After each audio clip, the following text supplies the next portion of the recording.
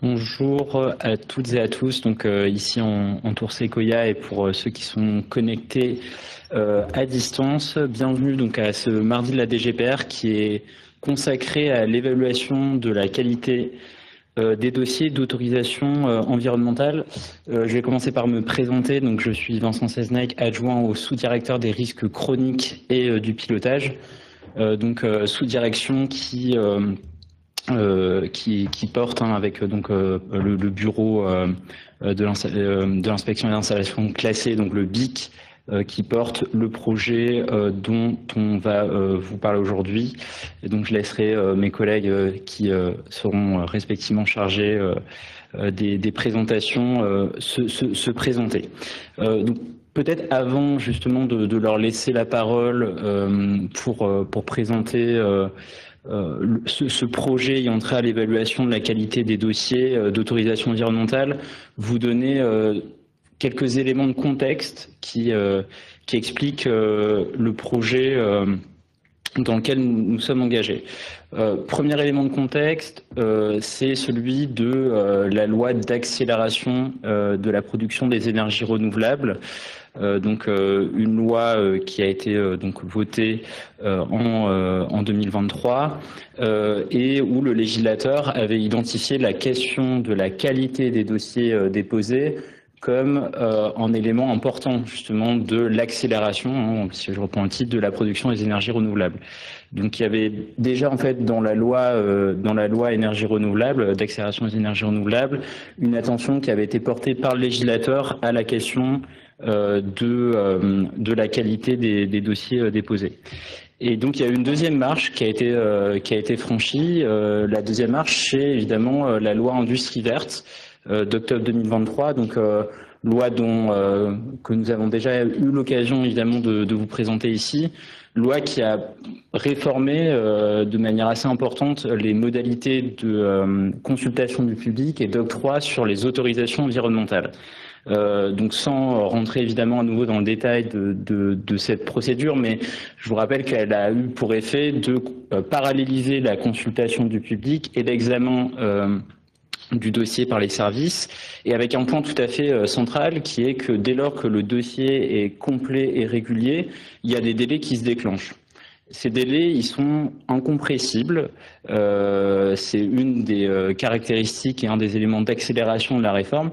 Ils sont incompressibles. Il n'y a plus de faculté de pouvoir interrompre les délais, en fait, dès lors que le dossier est lancé en consultation. Et donc, ça a évidemment une implication importante. C'est celui qu'il faut que les dossiers qui sont déposés par les porteurs de projets, il faut que ces dossiers soient de bonne qualité. C'est vraiment l'équilibre qui a été voulu par le législateur dans cette loi industrie verte. On accélère, mais on accélère donc les bons dossiers. Et donc on peut assez largement voir le sujet dont on va vous parler aujourd'hui, celui donc de l'amélioration de la qualité des dossiers d'autorisation environnementale comme le pendant de la réforme procédurale qui a été introduite donc par la loi industrie verte en octobre 2023 et qui est entrée en vigueur il y a quelques mois. D'ailleurs, ça a été très clairement affiché par la ministre Agnès Pannier-Runacher lors de l'entrée en vigueur, donc en octobre 2024, de la réforme industrie verte. La ministre a clairement affiché ce sujet de l'amélioration de la qualité des dossiers comme finalement le contre-pied ou le pendant en fait de la procédure qui a été engagée. Voilà pour ces éléments de contexte. Je vais laisser la parole à Xavier Bouquet, le chef du bureau de l'inspection des installations classées.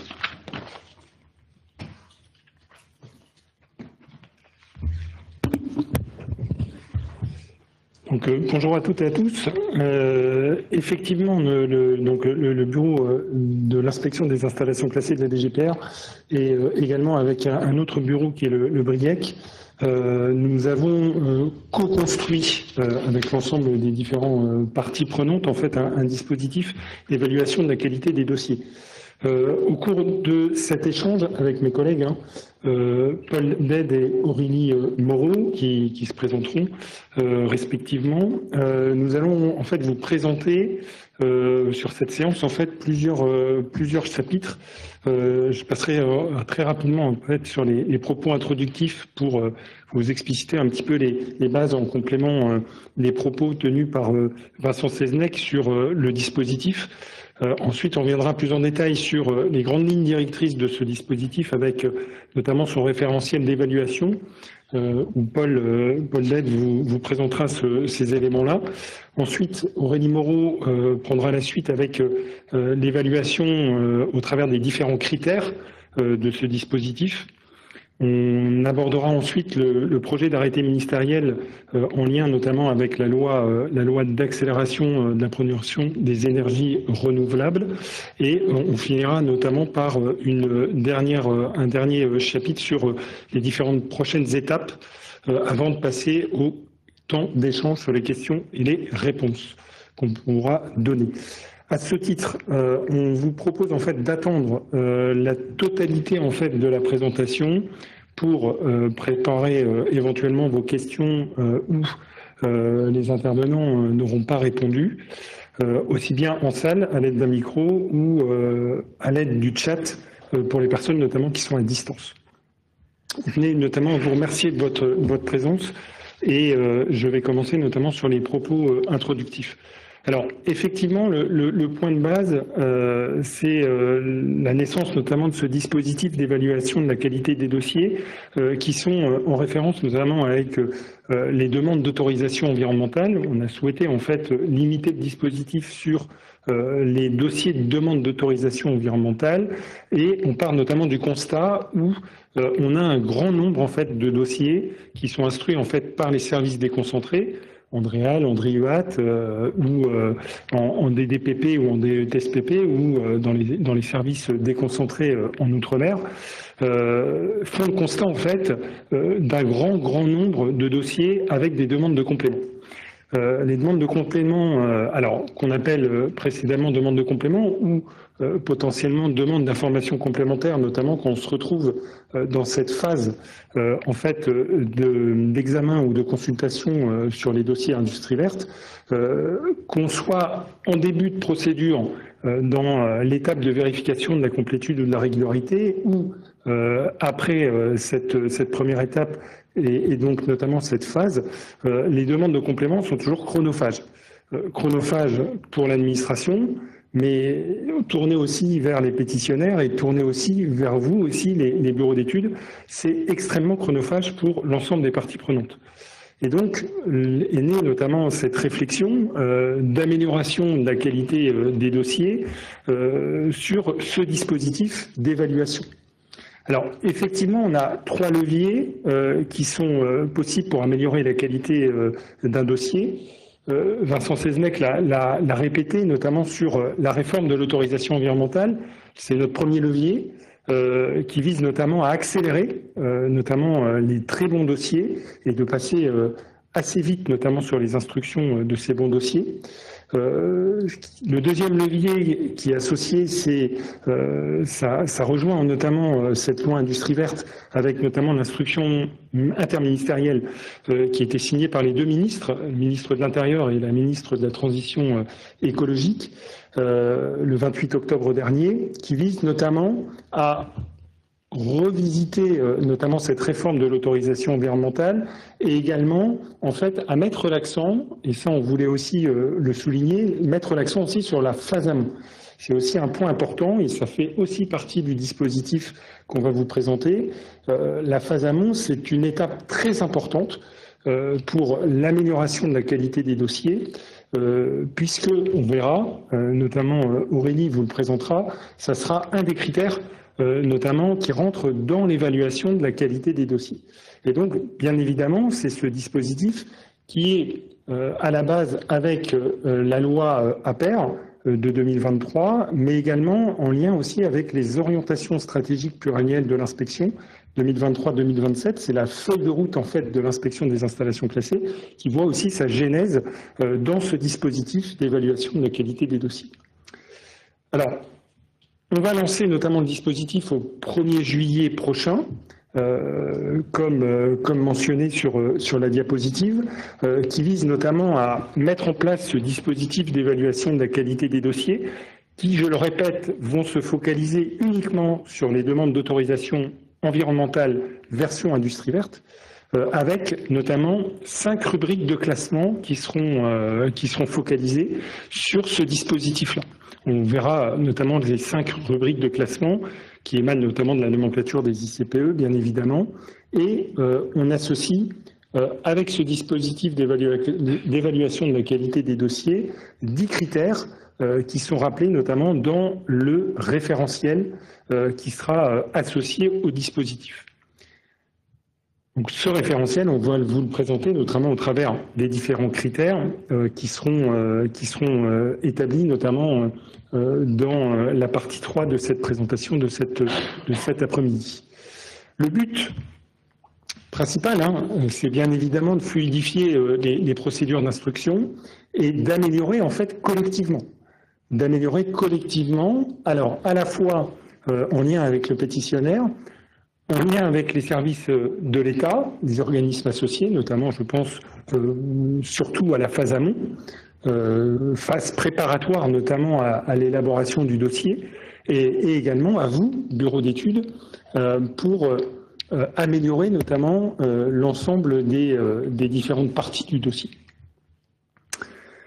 Les 5 rubriques qui émanent de la nomenclature des ICPE sont, pour 2 rubriques, celles qui proviennent en fait de la loi APER de début 2023, qui sont établies dans ce cadre législatif. Ça concerne notamment les parcs éoliens terrestres, avec la rubrique 2980 de la nomenclature, et les installations de méthanisation pour les rubriques 2781. Sont ajoutés notamment au regard du nombre et du volume en fait des différents dossiers qui sont instruits dans les différents services déconcentrés, 3 rubriques principales qu'on a voulu ajouter dans le cadre notamment de la feuille de route sur les orientations stratégiques pluriannuelles de l'inspection. Ce sont les entrepôts avec les rubriques 15-10, donc les entrepôts couverts, la rubrique 25-10 pour les installations en lien notamment avec les carrières, et les différentes installations qui sont en lien notamment avec les déchets dangereux, je pense notamment au tri, au transit et au regroupement, qui sont régis en fait par la rubrique 27-18. Donc c'est ces 5 rubriques-là qui seront concernées uniquement à partir du 1er juillet sur notamment le lancement de ce dispositif d'évaluation de la qualité des dossiers. On a souhaité également vous faire un petit focus et un petit rétro-planning, notamment sur les différentes étapes. Comme je vous l'ai dit, c'est un dispositif qui a émergé en lien avec les différentes parties prenantes. La preuve est qu'on a amorcé dès l'été 2024 en fait une série de réunions, 4 au total, en lien notamment avec les principales fédérations professionnelles des 5 rubriques concernées, en associant également les bureaux d'études. Pour vous présenter notamment le dispositif, au moins son ébauche à l'été 2024, avec la particularité d'avoir animé 2 GT, donc un GT externe, qu'on a appelé GT Miroir, et également des travaux qui ont émergé notamment dans la rédaction du projet de référentiel en lien avec les inspecteurs des installations classées, et notamment notre groupe de travail interne. À partir de la première réunion, donc on a appelé GT Miroir numéro 1, en septembre-octobre 2024, on a donc peaufiné en fait le dispositif pour arriver en fait à le lancement en fait d'une phase de test pour la fin de l'année 2024. Donc de novembre 2024 jusqu'à janvier 2025. C'est à peu près une 50aine de dossiers qui ont été évalués par différents inspecteurs des installations classées, en lien notamment avec le projet de référentiel. S'en est suivi notamment un retour d'expérience sur cette expérimentation et notamment cette phase de test. On vous expliquera aussi un petit peu les différentes teneurs de ce retour d'expérience au travers de la séance de cet après-midi. pour finaliser notamment une deuxième réunion en mars 2025, puis une dernière en juin 2025, visant notamment à peaufiner les différents critères associés au référentiel. Nous arrivons fin juin, le 24, pour cette séance du Vendredi des Savoirs, pour vous présenter notamment le dispositif. Mardi de la DGPR, pardon. Mardi de la DGPR du 24 juin 2025, pardon. Et le lancement en fait du dispositif à partir du 1er juillet 2025 sur notamment, je le répète, uniquement les dossiers de demande d'autorisation environnementale, industrie verte sur les 5 rubriques, éolien, terrestre, installation de méthanisation, entrepôt, carrière et tri, transit et regroupement de déchets dangereux. Je vais donner la parole notamment à Paul Dede, qui fait partie notamment du bureau de l'inspection des installations classées, pour vous présenter les grandes lignes du dispositif et le référentiel d'évaluation. Bonjour à toutes et à tous. Alors effectivement, donc je vais revenir un peu plus en détail sur le référentiel associé au dispositif que vient de présenter Xavier Bouquet. Alors déjà, en premier lieu, d'un point de vue des objectifs de ce référentiel, donc l'objectif est double. Déjà, c'est de guider les inspecteurs qui évalueront les dossiers, donc les guider dans leur démarche d'évaluation. Ça, c'est le premier objectif.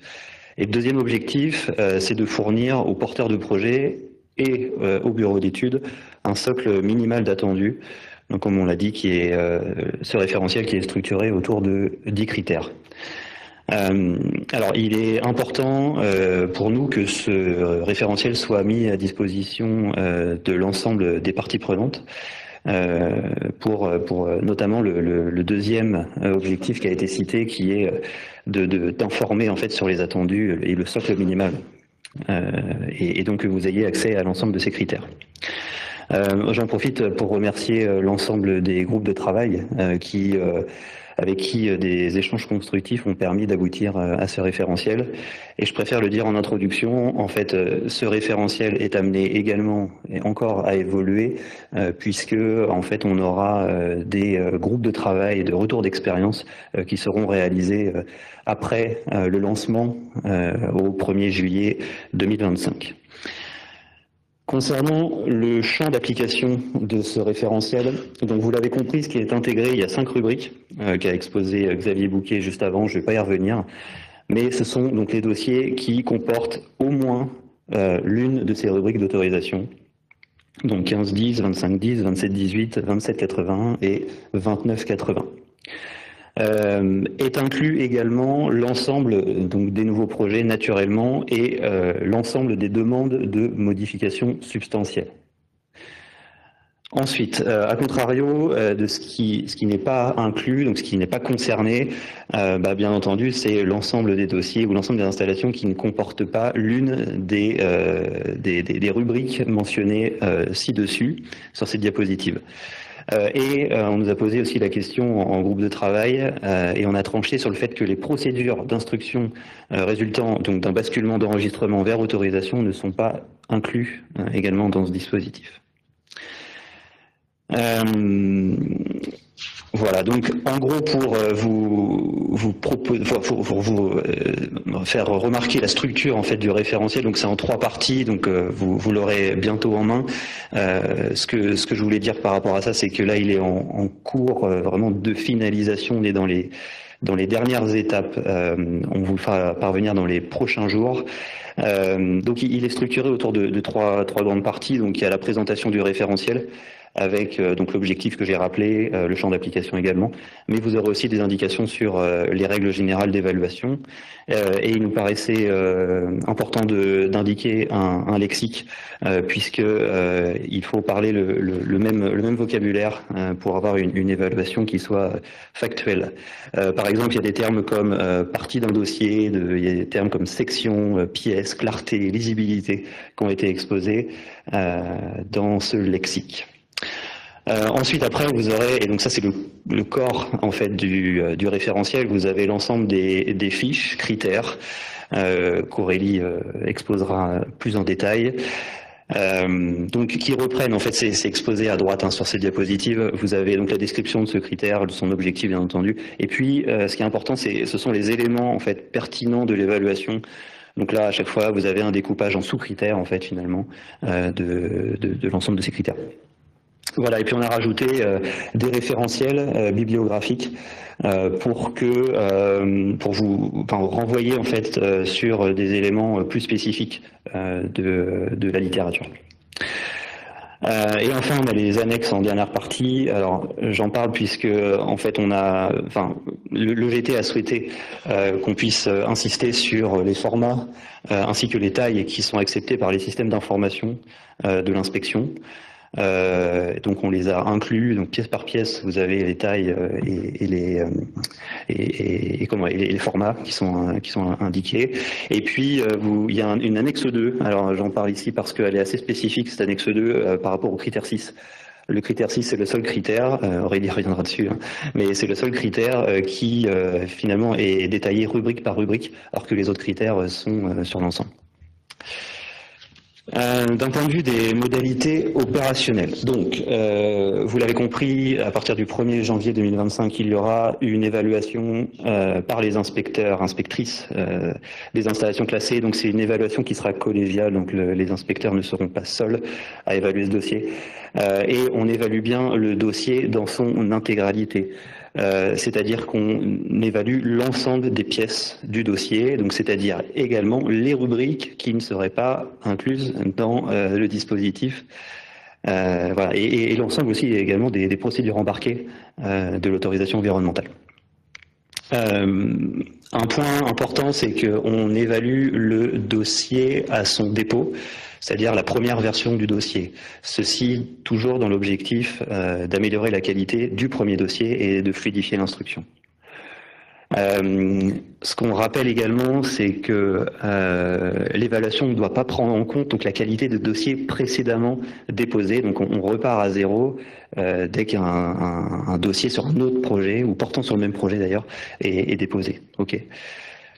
Donc c'est-à-dire que l'antériorité d'un dossier n'est pas prise en compte. Ensuite, les inspecteurs valideront leur évaluation à la fin de la procédure d'autorisation environnementale. Et aujourd'hui, donc les évaluations seront historisées par l'inspection. Un point important également, c'est la communication en fait de l'ensemble de ces évaluations. Nous avons un objectif, c'est bien de communiquer l'ensemble de ces évaluations aux parties concernées. Ceci étant dit, avant même que le dispositif ne soit stabilisé, nous préférons garder les évaluations historisées au sein du réseau de l'inspection et de ne pas les diffuser au grand public. Et enfin, on a fait le choix de partager et de transmettre en fait ces évaluations sous forme d'étoiles, donc sous forme de 4 étoiles, comme c'est indiqué ici sur cette diapositive. En fait, ce référentiel, il n'est pas sorti comme ça de nulle part. On a fait donc des groupes de travail et surtout on l'a testé. Donc là, ici, sur cette diapo, on vous indique le nombre de phases qui, pendant 4 mois, qui se sont enchaînées pour apporter des retours d'expérience sur l'utilisation de ce référentiel. Et donc, voilà, chaque phase a permis d'agrémenter le référentiel pour arriver à un référentiel consolidé. Voilà, en toute transparence, on vous a mis en fait l'ensemble des dossiers qui ont été évalués. Donc, il y en a eu 50 avec 20 inspecteurs et inspectrices volontaires. Sur le graphe qui est présenté à gauche sur cette diapo, vous avez en jaune, donc c'est le nombre de dossiers qui ont été évalués par phase, et en bleu, vous avez l'écart moyen entre une évaluation à froid d'un inspecteur, donc a priori, c'est-à-dire quelle évaluation il aurait mis en regardant le dossier dans son ensemble, et puis l'évaluation qui sort en fait de ce dispositif, du référentiel. Et donc ce que l'on voit, c'est que en fait l'écart moyen diminue, donc c'est-à-dire que les évaluations se rapprochent finalement des évaluations a priori de l'inspection. Vous avez aussi également en toute transparence l'ensemble des rubriques en pourcentage qui ont été évalués, donc avec une grande part, 60% de dossiers éoliens. Voici en fait sur les 50 dossiers évalués l'évaluation moyenne, donc 13,5 sur 20, donc ils seront retransmis en étoiles comme je l'ai dit tout à l'heure. Alors il y a des critères qui ont été globalement très bien évalués, donc encore une fois je ne vais pas les détailler ici parce qu'Aurélie le fera juste après, mais la régularité du dossier et la conformité réglementaire du projet sont des critères qui sont globalement très bien évalués. Voilà. Après, il y a d'autres critères où il y a une moyenne un peu moindre. Et puis, on a un bloc gris là sur cette diapositive, tout simplement parce que il y a des critères qui sont activé si et seulement si en fait le critère est adapté en fait au projet. Je prends un exemple, la phase amont qui est fortement recommandée mais facultative. En fait, cette phase amont, s'il n'est pas réalisée, ne desservira pas en fait l'évaluation, puisqu'en fait on considère qu'un critère qui n'est pas adapté, enfin qui ne correspond pas en fait au projet, est considéré comme validé de base. Voilà ce que je voulais vous dire. Je laisse la parole à Aurélie Moreau.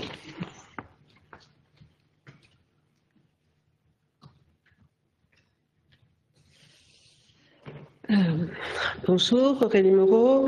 Je suis actuellement à la DRIEAT depuis le 1er juin, mais auparavant j'étais à la DGPR, donc au BRIEC, qui est le deuxième bureau qui suit ce dispositif.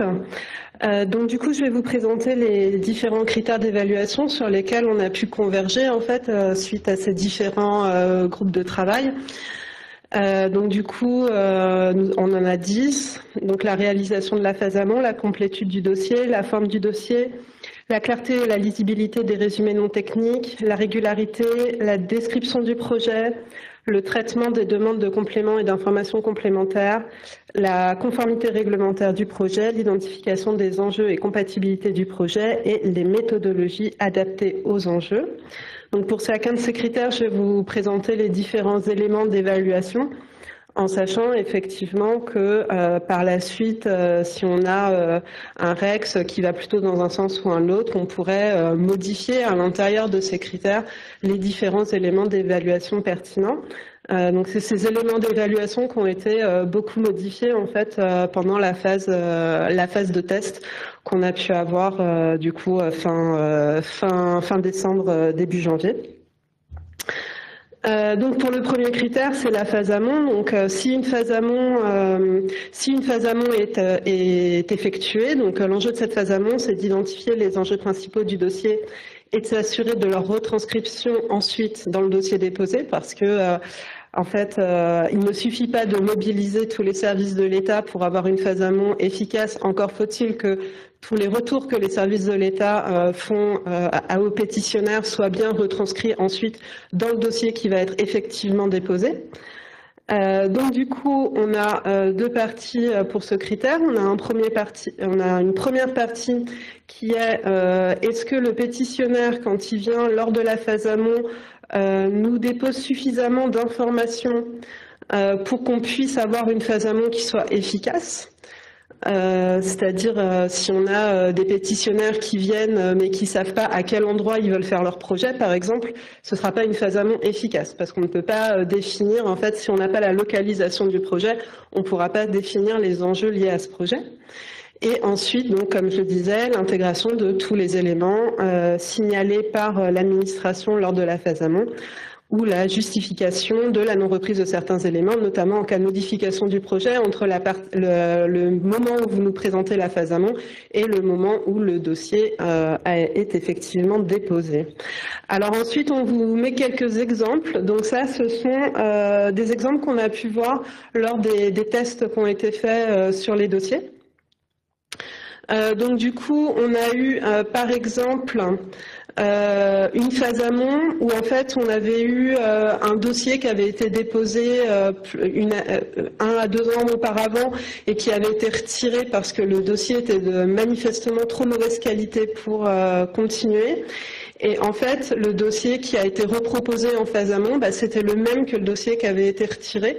Et donc, du coup, il ne proposait toujours pas les éléments nécessaires pour avoir une phase amont efficace. Et on a aussi eu un dossier pour lequel les justificatifs qui ont été demandés lors de la phase amont n'ont pas été reprises dans le dossier qui a été déposé in fine.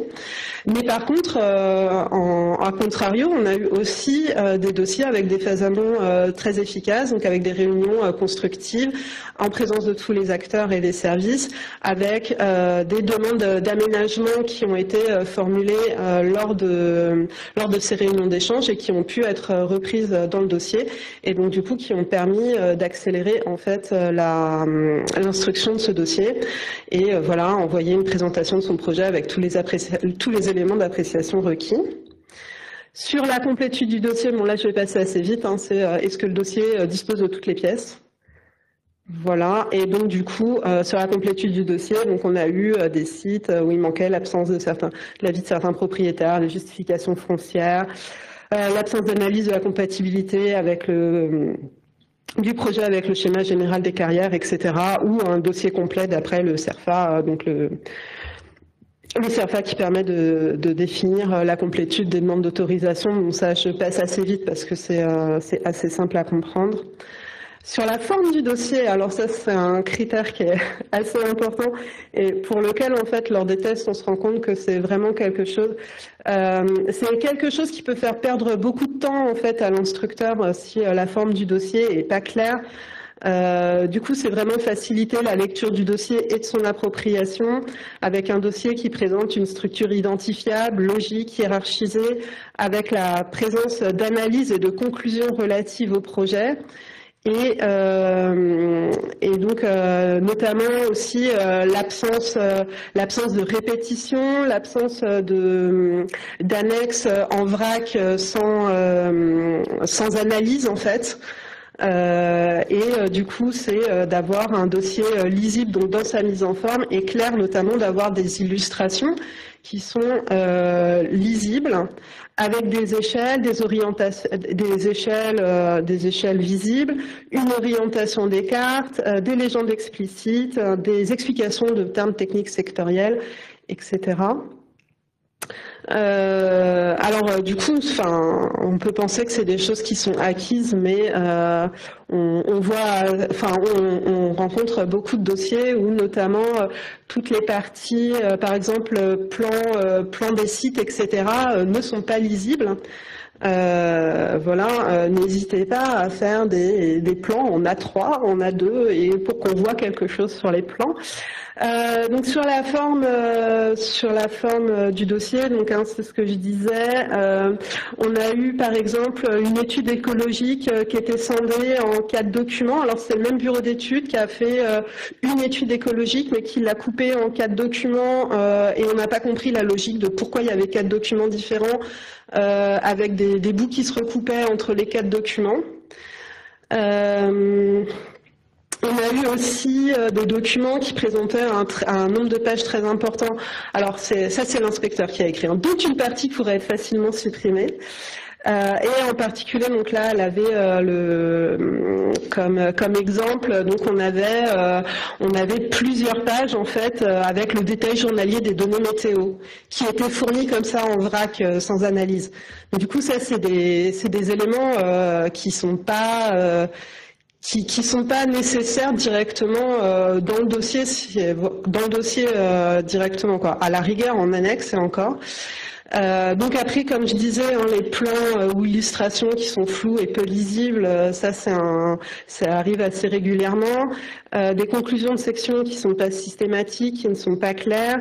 Et récemment aussi, j'ai vu un dossier où en fait le nom des fichiers qui étaient déposés sur Gun ne correspondait pas au contenu des fichiers. Donc, par exemple, j'avais un fichier qui s'appelait résumé non technique de l'étude de danger, et en fait c'était l'étude d'impact qui était dedans.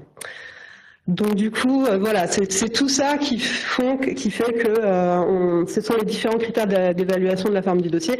Et donc effectivement, après une bonne forme du dossier, étude claire et explicite, recontextualisation synthétique du projet, etc. Alors la partie 4, c'est la clarté et la lisibilité des résumés non techniques. Alors les résumés non techniques, c'est pas forcément des points qui sont très regardés au sein des dossiers d'autorisation environnementaux. Néanmoins, c'est quand même ce qui normalement fait la porte d'entrée auprès du public, et donc il nous semblait important quand même d'appuyer sur ces résumés. Et du coup d'essayer de proposer au public des résumés plus synthétiques, plus clairs. Donc du coup on a deux critères ici qui font que si ces critères sont remplis, par défaut vous avez la plus mauvaise évaluation possible à ce critère. Donc c'est l'absence du résumé non technique ou d'une partie du résumé non technique. Et d'avoir des données dans le résumé non technique qui sont contradictoires avec les données qui sont dans le dossier complet. Et sur les éléments d'évaluation, donc on a le fait que ces documents soient facilement identifiables. Donc on a des fois des résumés non techniques qui sont inclus au milieu des études de danger ou au milieu des études d'impact, et du coup on n'arrive pas à savoir exactement si c'est vraiment ça le résumé non technique ou pas. Donc autoportant, ne dépassant pas 30 pages, donc ça sort d'une recommandation du guide sur les résumés non techniques du CGDD. Donc ce sont des documents clairs et lisibles, donc c'est les mêmes éléments qu'aux critères précédents. Et donc comme je disais, que les enjeux présentés soient cohérents avec les conclusions du dossier, c'est-à-dire si l'enjeu majoritaire d'un dossier, par exemple, c'est les rejets R, ne pas présenter l'enjeu majoritaire dans le résumé non technique comme étant les rejets, les odeurs, par exemple.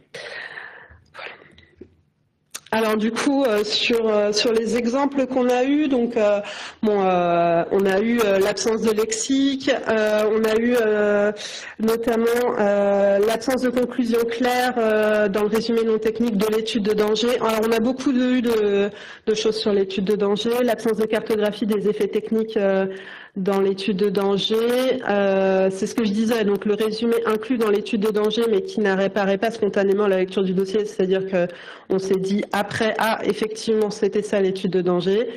Des résumés non techniques qui sont plus vraiment des résumés parce que l'ensemble des deux résumés, études d'impact et études de danger, dépassaient les 100 pages.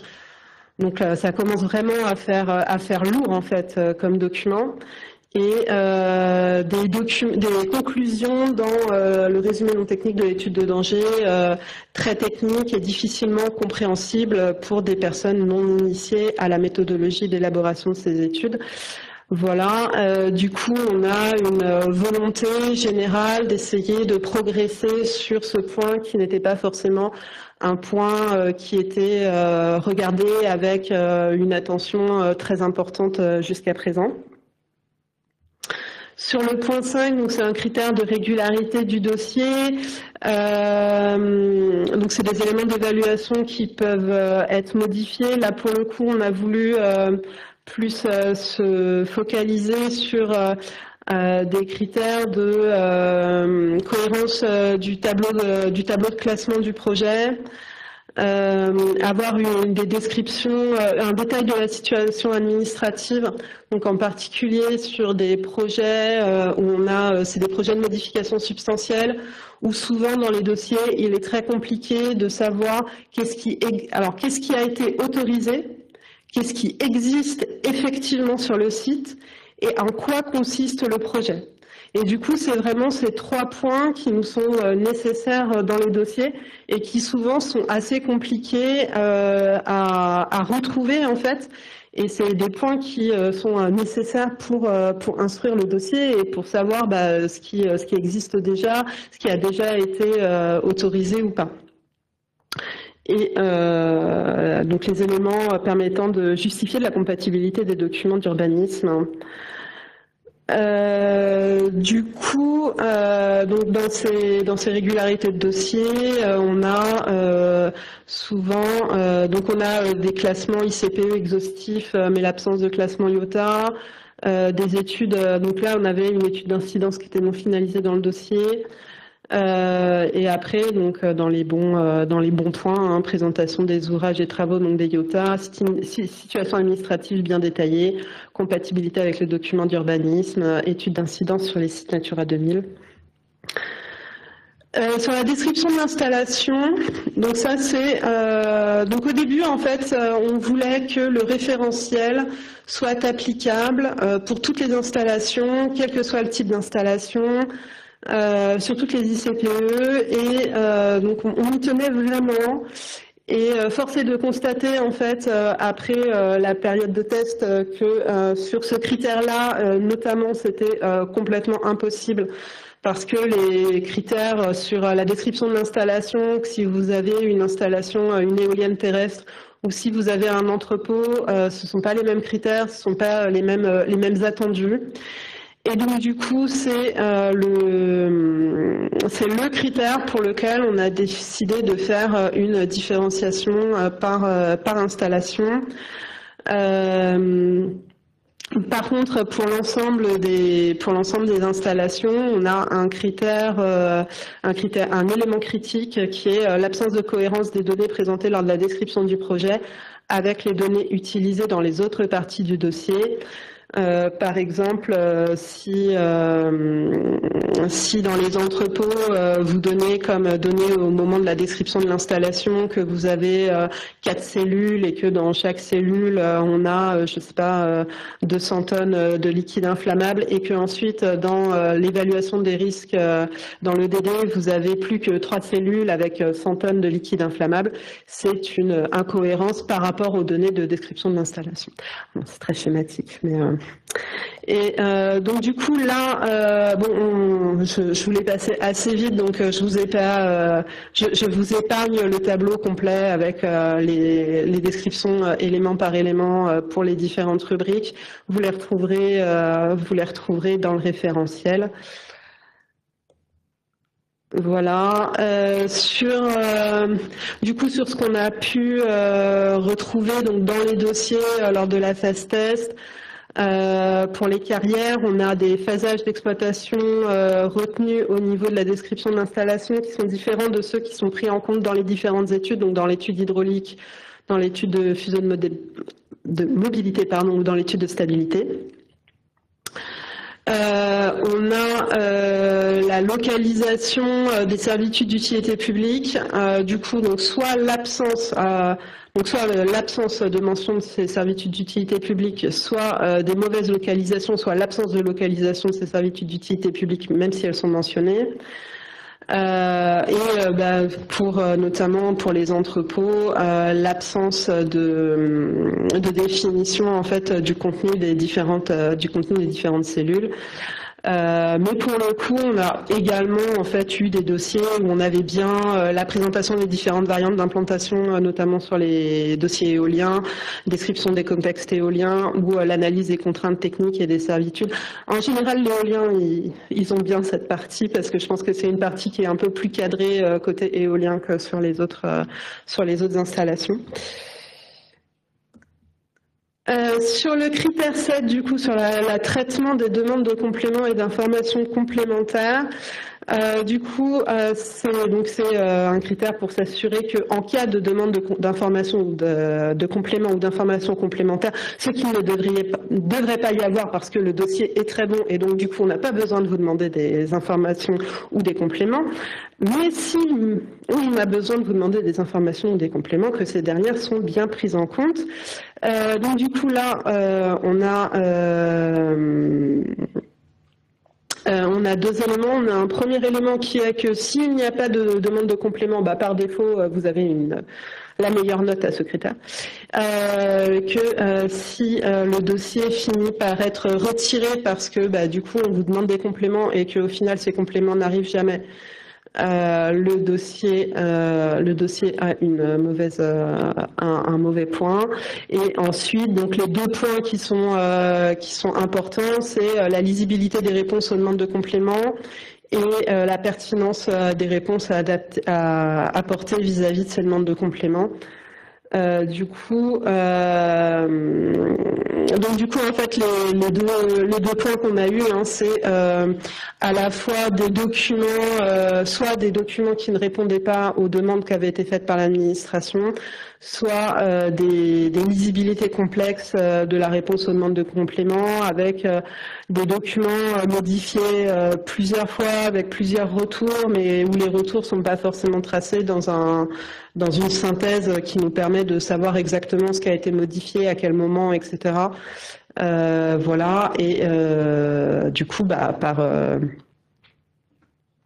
par contraste, on a aussi des dossiers où la réponse aux demandes est claire, avec des mises à jour très claires en fait, des dates, etc. pour nous permettre de bien suivre en fait quelle partie répond à quelle demande de l'administration. Sur le critère 8, alors le critère 8, c'est la conformité réglementaire du projet. Donc c'est s'assurer que les exigences réglementaires seront satisfaites au démarrage du projet. Donc les éléments d'évaluation, donc déjà on va regarder s'il y a des non-conformités manifestes au texte en vigueur, ou notamment si votre site est soumis à la directive IED, si on a une absence d'identification explicite d'une dérogation au titre de l'IED.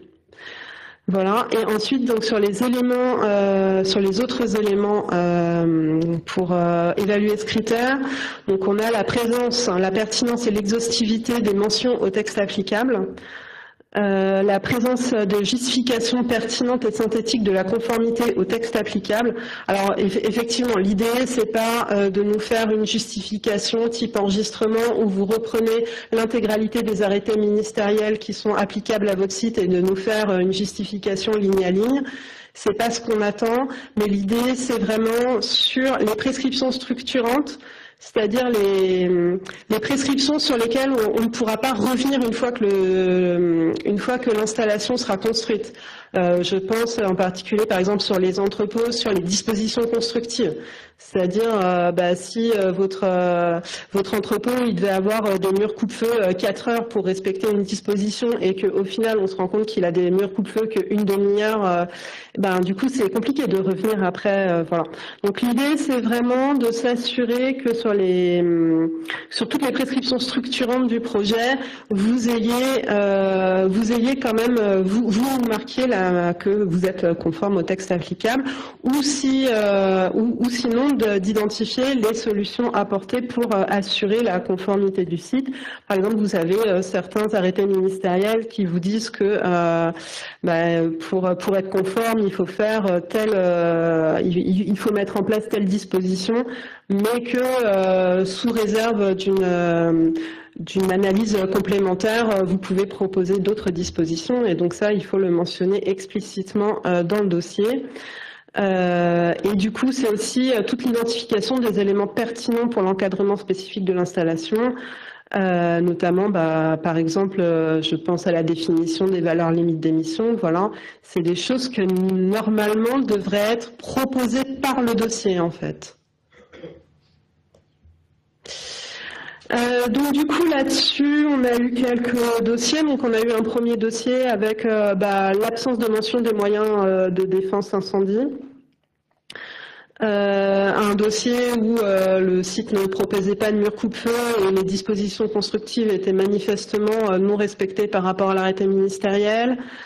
Des propositions de VLE manifestement aussi supérieures à l'arrêté ministériel, donc ça c'est pas possible. Et ensuite on a eu des sites où on avait présentation de l'ensemble des textes applicables et des justifications de conformité par rapport aux prescriptions principales de la rubrique concernée. Donc ensuite, les critères 9 et 10, ce sont des critères, c'est ce qui fait le cœur des études, c'est s'assurer que le dossier est bien compatible avec les enjeux majeurs du site. Du coup, les éléments d'évaluation, c'est s'assurer de l'exhaustivité des enjeux et des risques traités dans l'étude. Du coup, l'idée, c'est bien que l'ensemble des enjeux et des risques soient mentionnés. Après, effectivement, l'idée, c'est bien de faire un traitement proportionné aux enjeux et aux risques. Et du coup, c'est pas d'avoir une démonstration de 25 pages sur un sujet bruit, alors que le sujet bruit n'est pas un enjeu du site, par exemple. Et à contrario, d'avoir une description d'une page sur les sujets R, alors que ce sont des sujets majeurs du site. Donc l'idée, c'est bien que votre dossier présente un développement pour chaque enjeu proportionné aux enjeux et aux risques.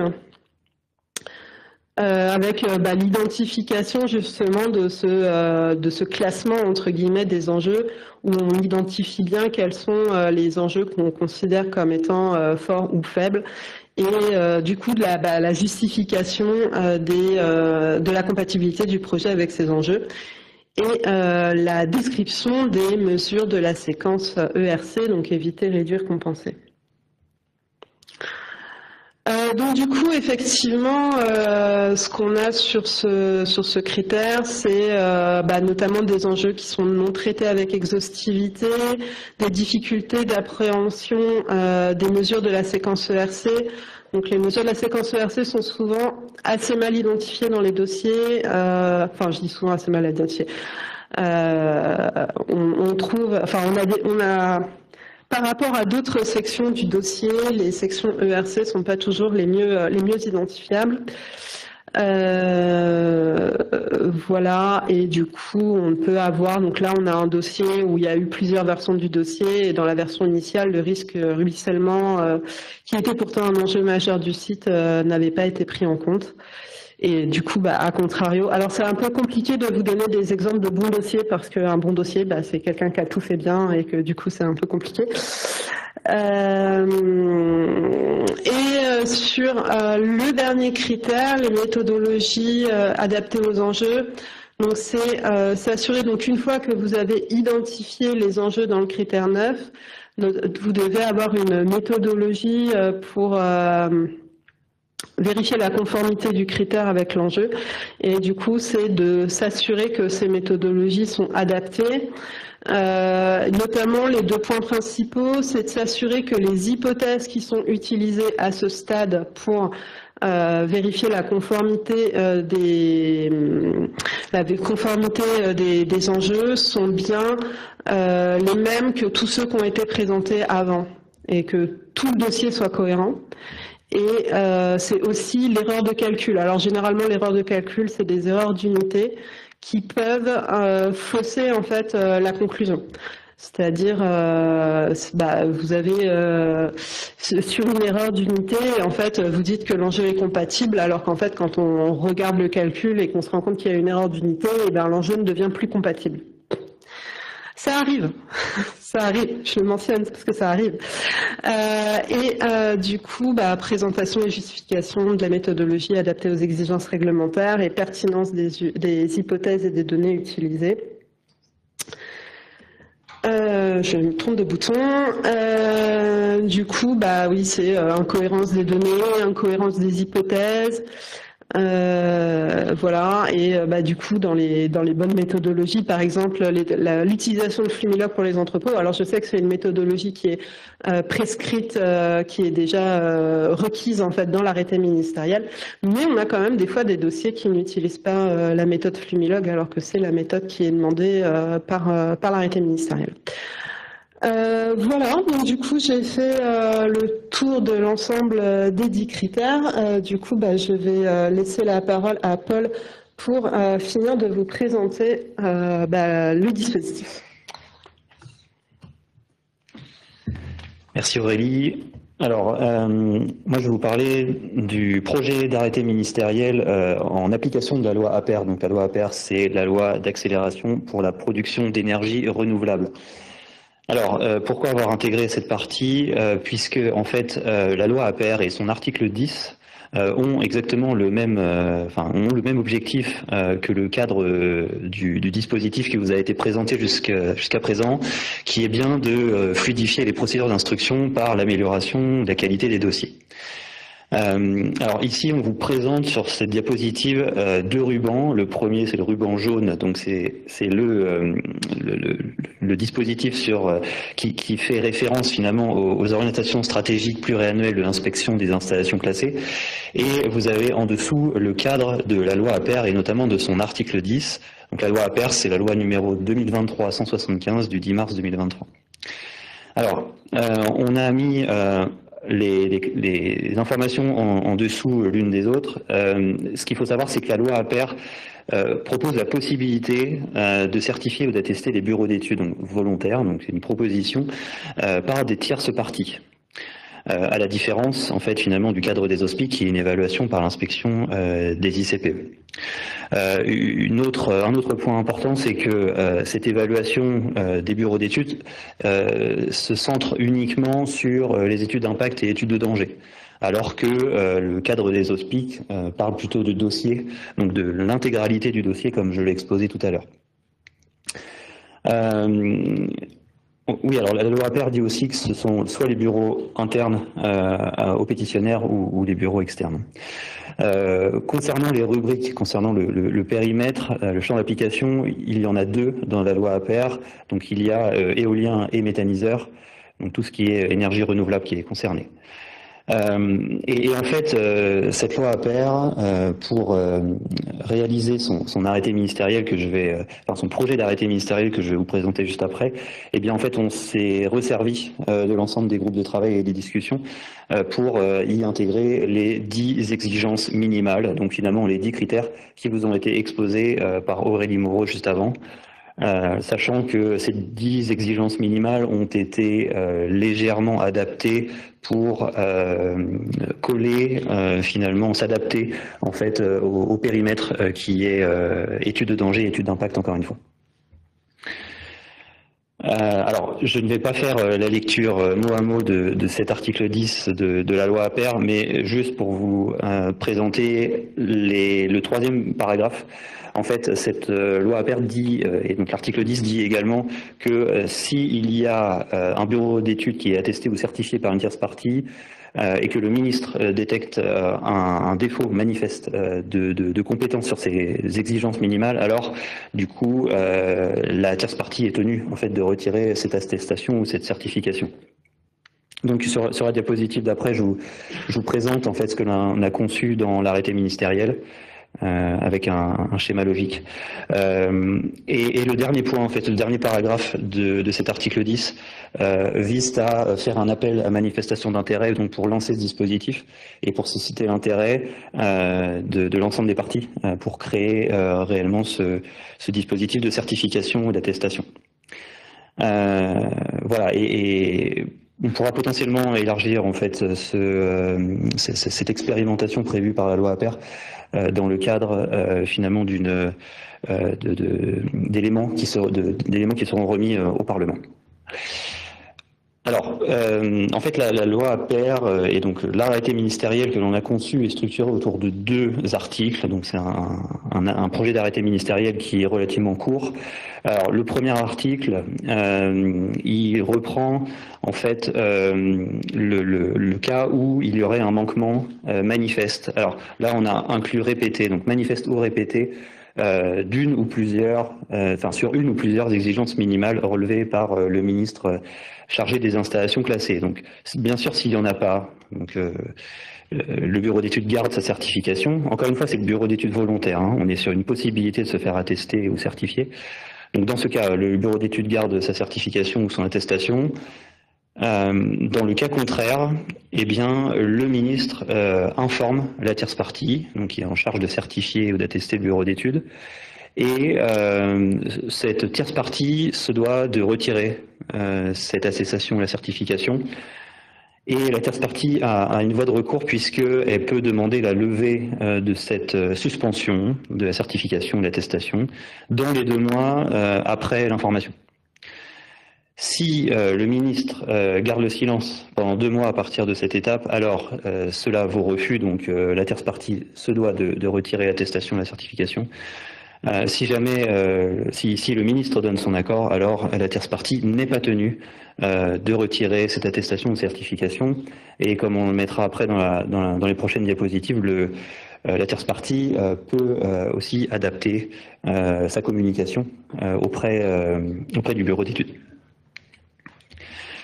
Alors, je ne vais pas revenir sur l'ensemble des 10 critères ou des 10 exigences minimales, mais comme je le disais tout à l'heure en introduction, sachez qu'on les a adaptés de manière à coller aux études de danger et études d'impact et non à l'ensemble du dossier. Donc là, on a refait quelques éléments de description que l'on a remis dans le projet d'arrêté ministériel. Alors, je ne l'ai pas dit tout à l'heure, mais le projet d'arrêté ministériel est en consultation du public actuellement. Vous pouvez le retrouver sur viepublique.fr et la consultation est du 13 juin au 3 juillet 2025. Oui, alors quelques précisions. Voilà, donc sur ces critères-là, donc ces critères composent en fait l'article 2. Donc il y avait l'article 1 sur le manquement potentiel aux exigences, et puis donc l'article 2 qui précise en fait ces exigences. Quelques précisions pour la tierce partie. Donc en fait la tierce partie a la possibilité de préciser les 10 exigences définies à l'article 2 et de faire son propre référentiel. Et également de gérer les conditions d'attribution et de retrait de cette certification ou attestation.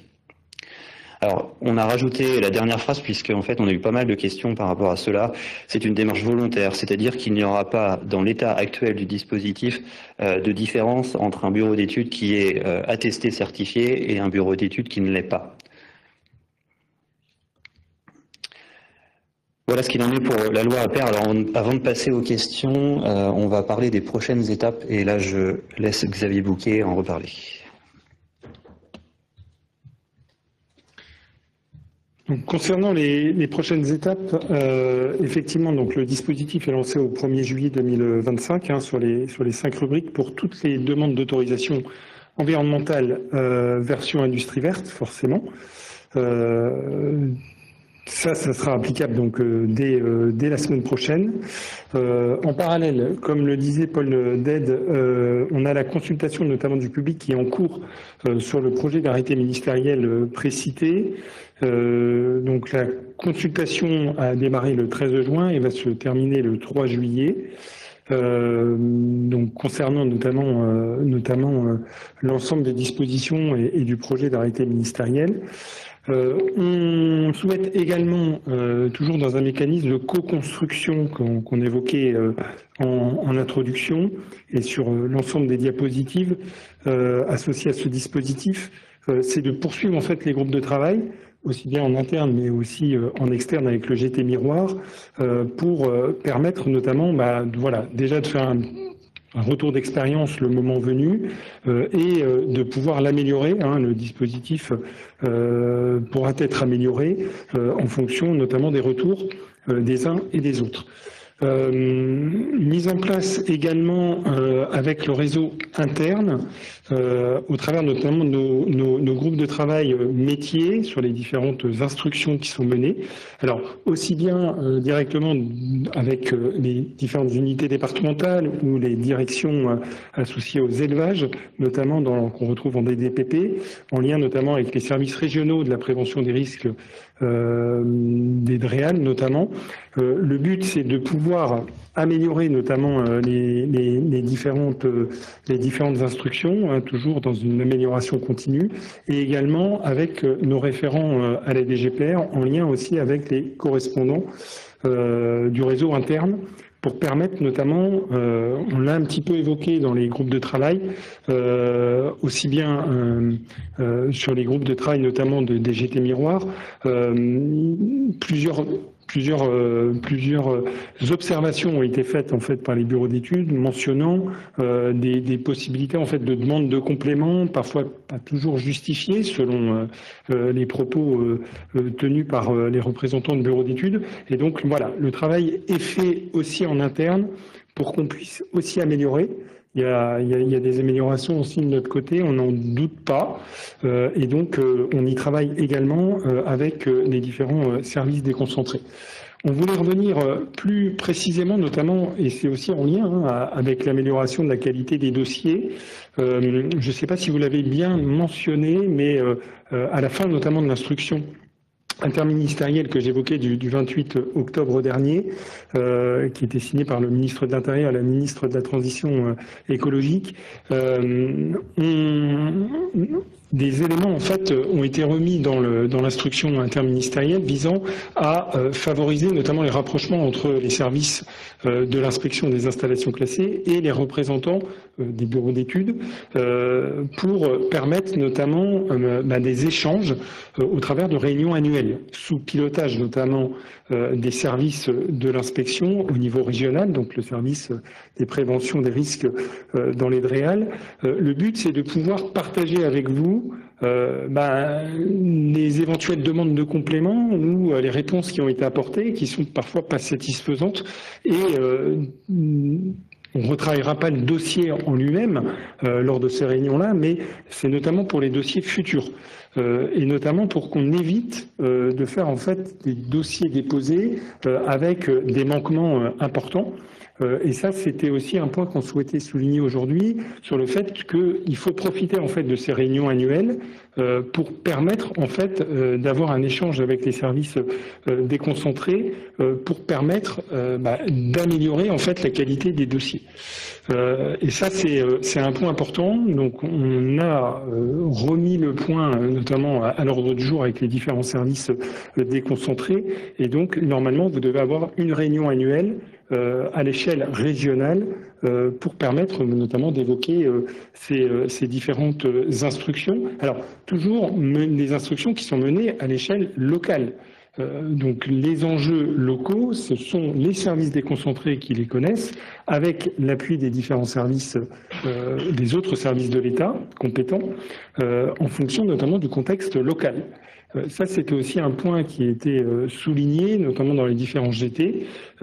Parfois, il y a des demandes de compléments, oui, qui ne sont pas les mêmes d'un département à l'autre, d'une région à l'autre, parce que, en fait, on a des enjeux aussi locaux particuliers. On en a terminé maintenant sur les présentations. On peut commencer en fait à élaborer les différents points sur les questions. On va reprendre le fil des questions. Il y avait déjà une première question qui précisait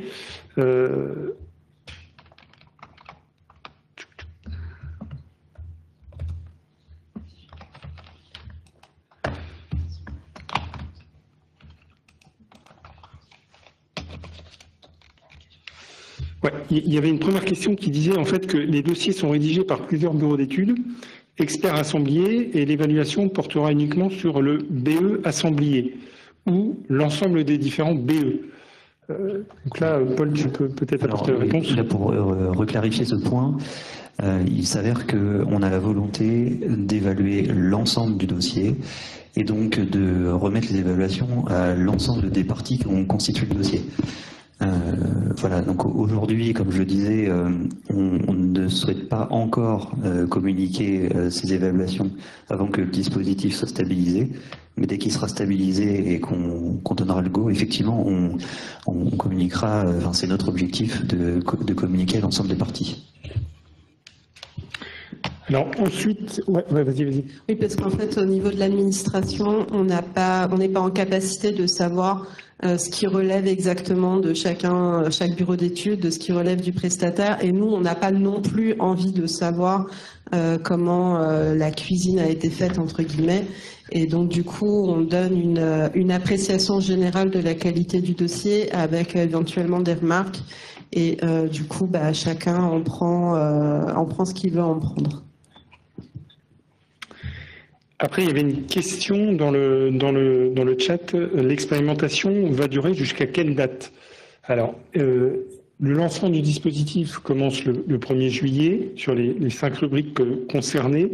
Il faudra en fait un retour d'expérience assez solide, donc un nombre de dossiers suffisant. On n'a pas de date de finalité, mais voilà, on compte d'abord réaliser en fait le dispositif sur ces 5 rubriques-là, de consolider notamment le retour d'expérience parce que ça nous paraît très important, et ensuite, à l'issue du retour d'expérience, de voir si on généralise ou pas l'ensemble du dispositif aux différentes autres rubriques et aux différents dossiers de demande d'autorisation environnementale qui seraient déposés. Alors, juste pour compléter, dans le cadre de la loi APR, en fait, l'article 10 prévoit un bilan au bout de 4 ans, à partir du lancement du dispositif. Donc un bilan qui est remis au Parlement. Alors effectivement, hein, on a les deux axes, hein, à la fois les OSPIC, donc les orientations stratégiques pluriannuelles de l'inspection, et également le dispositif APER. Alors, je pense qu'on fera un bilan bien avant les 4 ans pour visualiser déjà sur les prochains mois l'ensemble des dossiers qui seront passés, et on évaluera le dispositif aussi en lien avec le GT Miroir et on vous tiendra informé via les différents échanges. Ensuite, il y a plusieurs questions sur le résumé non technique qui est dénommé RNT. Alors, pour le résumé non technique, parfois compliqué, pour faire moins de 30 pages et être en même temps complet, clair et illustratif. Il y a une deuxième question un peu de même nature qu'on traitera dans la même question. La limitation des résumés non techniques à 30 pages implique en fait de limiter la cartographie ou de réduire les tailles de cartes, ce qui réduit notamment la lisibilité. Lorsqu'il y a des volets spécialisés comme le paysage, c'est assez limitant. Et après, il y a un dernier point, notamment sur le résumé non technique. Les résumés non techniques ratent souvent leur cible. Alors, ce qu'on peut dire, avant qu'Aurélie, je te passe la parole, nous, ce qu'on souhaite, en fait, c'est que les résumés non techniques, déjà, ils gardent, en fait, sa vocation initiale, c'est-à-dire d'informer les parties prenantes sur des éléments qui ne sont pas techniques. Donc ça sera un critère qui sera évalué sur notamment le fait d'avoir des résumés non techniques qui ne sont, comme son nom l'indique, non techniques, ouverts, compréhensibles par tous et l'ensemble des parties prenantes qui pourront lire le dossier. Et donc, il faut aller à l'essentiel, en fait, très clairement, sur le résumé non technique, il faut être clair, précis et essayer d'être le plus synthétique possible. En dessous.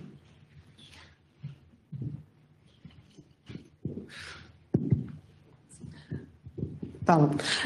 Notamment sur toutes les parties illustration où en fait on se rend compte que il y a beaucoup de cartographies qui sont redondantes avec ce qui est écrit en fait. Et donc en fait l'idée c'est bien d'être synthétique. Si vous avez une cartographie où vous dites que je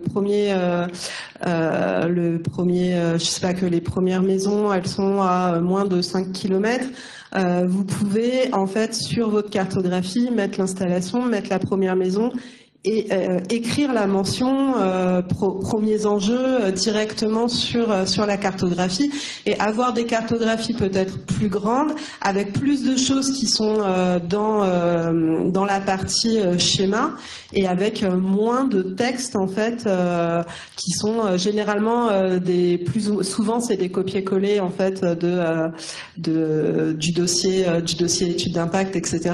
Mais l'idée effectivement c'est aussi de peut-être réfléchir à structurer vos résumés non techniques d'une autre façon et vraiment d'en faire des vrais résumés et non pas des mini-études d'impact en fait.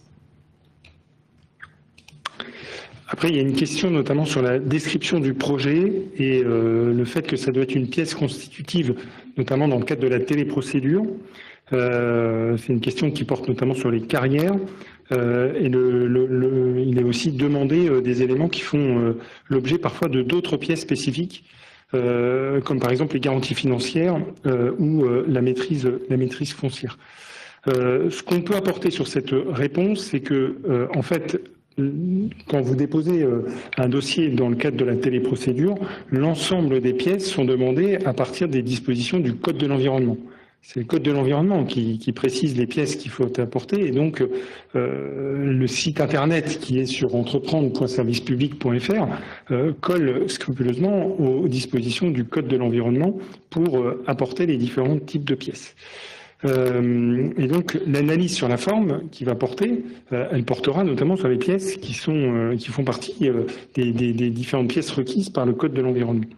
Et c'est notamment un des critères qui va être évalué sur notamment ce qu'on appelle la complétude de la demande.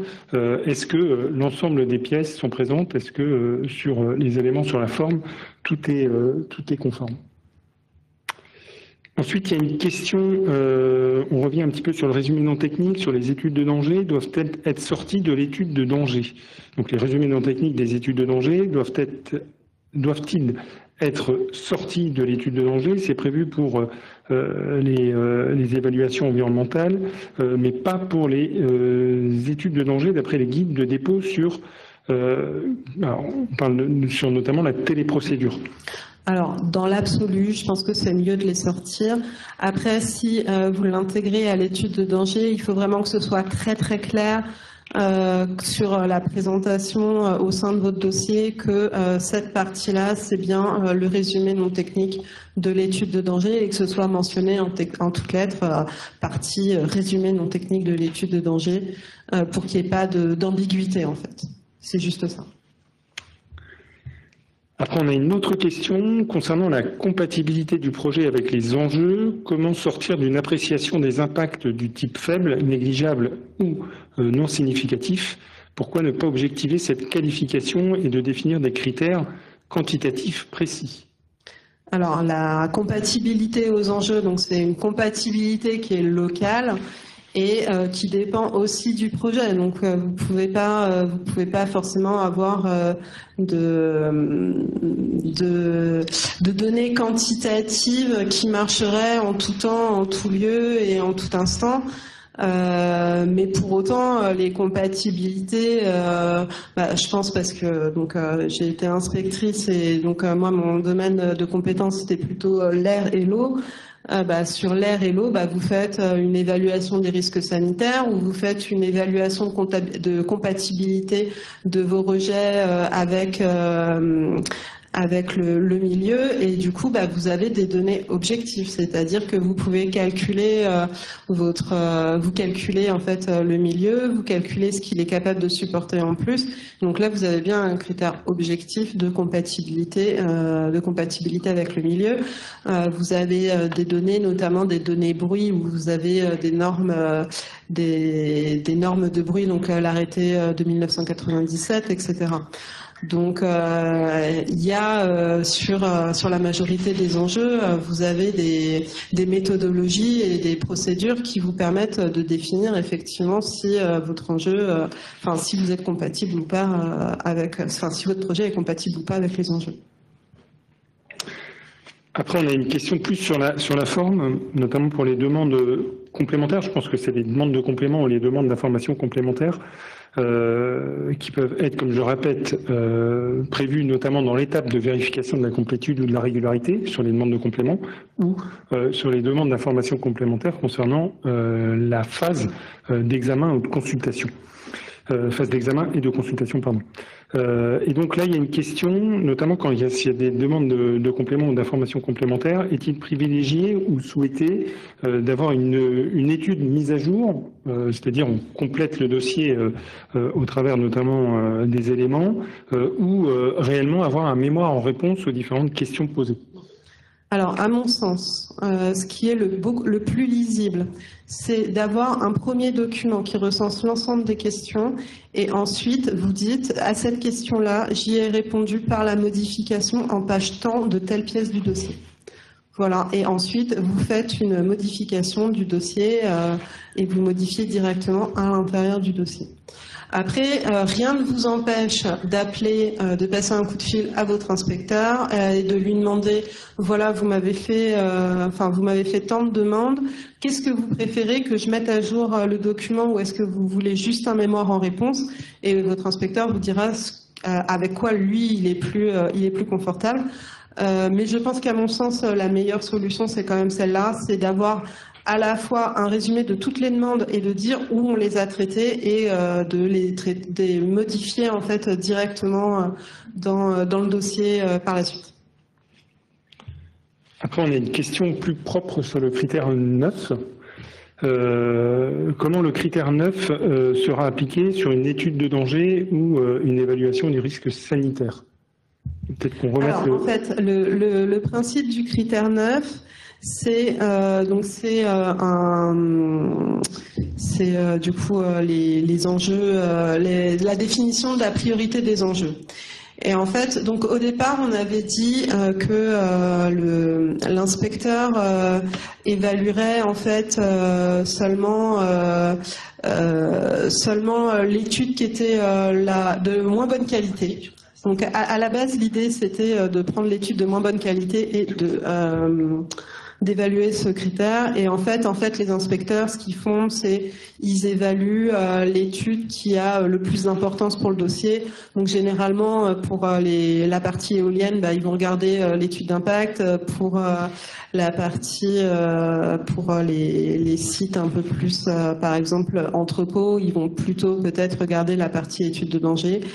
Et du coup, en fait, les inspecteurs, ils font une moyenne entre ce qui est bien traité dans l'étude de danger, ce qui est bien traité dans l'étude d'impact, et ils vont vous faire, et ils font l'évaluation un peu comme ça. Donc en fait, l'idée, c'est bien de voir si vous avez une exhaustivité pour l'ensemble des études.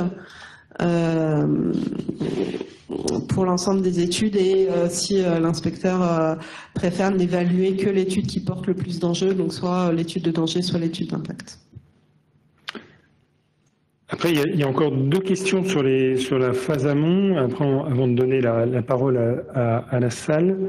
Donc, sur la phase amont, selon les départements, les services de l'État ne sont pas disponibles à court ou moyen terme pour mener une phase amont. Or, les calendriers sont souvent très contraints dans le monde industriel pour obtenir notamment des financements. Ce qu'on peut dire, notamment sur les phases amont. Donc, effectivement, la phase amont, c'est un dispositif important qui est défini notamment dans le Code de l'environnement. Donc, il y a nécessairement un cadrage à faire quand c'est demandé par le pétitionnaire ou par vous, bureau d'études. Et donc, les services de l'État sont mobilisés. Ils sont mobilisés sur le dispositif. Alors après, effectivement, il y a une tâche qui doit être dédiée aussi à l'instruction. On ne peut pas faire que des phases amont. Et donc le message aussi à faire passer, c'est d'être très synthétique en fait dans les réunions qui sont demandées, d'être le moins chronophage possible, notamment pour les services de l'État. Je n'occulte pas le fait qu'une phase amont reste un dispositif qui est hyper bien important et qui doit être développé. Et donc, on a fait passer aussi les messages aux services déconcentrés, mais voilà, on a eu par exemple le retour dans tel ou tel département, je ne citerai pas forcément le département, mais que les services de l'État ont été mobilisés pour plus d'une dizaine de réunions. Très honnêtement, passer 10 réunions sur un dossier, c'est très chronophage. Et donc, les services, quand ils sont mobilisés sur la phase amont, ils n'instruisent pas les dossiers. Les autres dossiers. Et donc l'idée aussi, c'est d'être le plus synthétique possible dans les demandes que vous faites aux services de l'État, notamment au service qu'on appelle service coordonnateur, l'inspection des installations classées, et donc aussi de prendre les devants en avance. Pour permettre en fait de se donner plus de lisibilité et plus de visibilité aussi pour les services de l'État. Ça rejoint aussi d'autres questions, notamment sur la mobilisation, par exemple, des autres services type ARS. Je répondrai en fait dans la question sur le fait que plus on est mobilisé en amont de la demande, plus c'est facile d'aller mobiliser les services de l'État vous pouvez donner une petite présentation très rapide du projet, ce qui permettra de faire déjà un premier cadrage en interne sur les services à inviter et sur les services également qui pourront contribuer sur la phase amont. Mais après, on ne peut pas faire X demandes de phase amont sur un projet. C'est pas concevable et c'est pas l'esprit notamment de la loi Industrie verte. La loi Industrie verte vise notamment à faire de l'accompagnement, à faire également émerger notamment les points bloquants, la visibilité sur le projet, la connaissance aussi du projet, parce que la phase amont a différentes facettes en fait pour permettre de bien constituer le dossier. Avant tout, c'est de connaître le projet. 2, c'est les points de blocage. 3, c'est aiguiller sur la réglementation, les éléments de procédure. Et donc, ces éléments de cadrage, ils sont nécessaires, mais je dirais, il ne faut pas en abuser non plus. Et donc d'être le plus en amont possible pour permettre de pouvoir mener à bien ces échanges et de constituer le dossier par vous, en lien avec le pétitionnaire, dans les meilleures conditions. Et si je peux me permettre, en fait, si vous sollicitez les services pour une phase amont, je vous conseille de leur envoyer les éléments préparatoires que vous avez avant la réunion pour que, en fait, l'inspection et les différents services aient le temps d'analyser et pour qu'en fait la réunion soit vraiment un temps d'échange sur le fond du dossier et pas en fait un temps où vous présentez le dossier parce que bah du coup c'est du temps c'est du temps un peu perdu en fait. L'idée c'est vraiment au moment de la réunion que on échange vraiment sur le cœur du dossier et pas juste d'avoir une présentation du projet. Et le critère aussi c'est d'avoir une maturité suffisante du projet. C'est très important. Si vous n'avez pas de maturité assez importante du projet, ça sera très très limité en fait comme échange. Et donc on souhaite plus d'avoir une vraie maturité du projet pour mener à bien en fait une réunion de concertation et d'échange entre les services de l'État et notamment le fait d'avoir les éléments en amont permettront aussi d'évaluer aussi votre critère de maturité. Et donc si les services de l'État n'ont pas la connaissance assez suffisamment mature du projet, il est fort possible en fait que la réunion ne se tienne pas et qu'il faut retravailler le projet pour permettre en fait de donner l'ensemble des éléments, des tenants et des aboutissants de l'ensemble du projet et de son entièreté.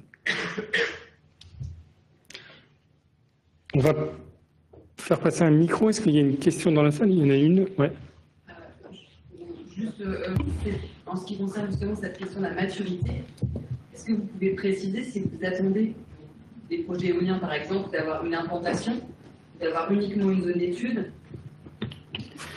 Après, c'est en fonction notamment du contexte local et notamment de l'organisation interne. Après, je ne veux pas déstructurer ce qui existe déjà en région ou en département. Moi, quand j'étais par exemple en département, on faisait notamment des mini-GT entre les différents services de l'État avec un projet déjà en amont, ce que Aurélie a évoqué. Et donc, l'idée, c'est de pouvoir échanger même par mail ou par un petit dossier pour visualiser en fait ce que les services de l'État attendent concrètement sur le projet.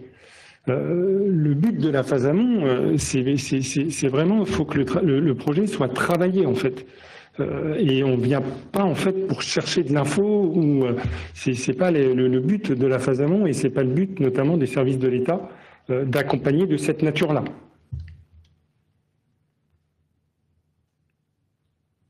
Est-ce que vous pouvez préciser les tierces parties, c'est qui?